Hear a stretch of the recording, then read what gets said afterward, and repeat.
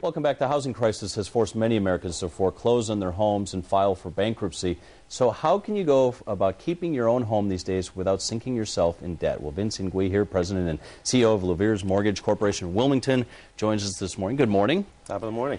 We're going to talk about reverse mortgages, another term that we're starting to hear to try and help people dig out of this. What are they, and really who should be looking into these?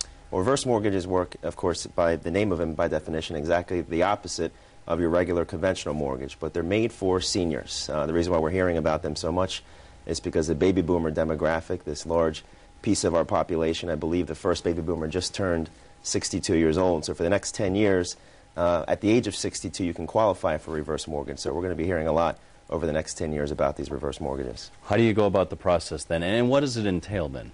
It's fairly easy. There's three different types of reverse mortgages. There's the home equity conversion mortgage, which is through the government, through FHA. There's Fannie Mae's product, which is very similar with a few different variations.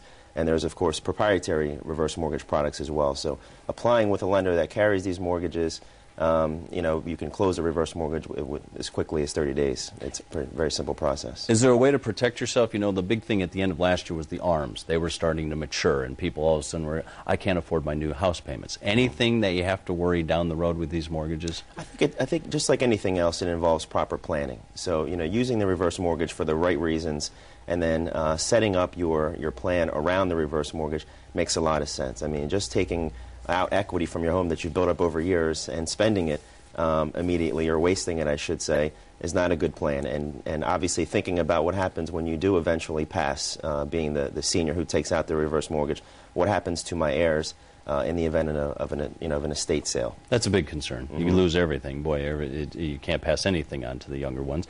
Let's talk about some of the things you need to do. First, reverse mortgage. Do I qualify? Also, will I still have the estate? We've got that. What other things do you need to know during this application process? Well, if you're going through the government-sponsored agency, there's a great piece of it. You actually have the opportunity to speak with a reverse mortgage counselor, which is independent.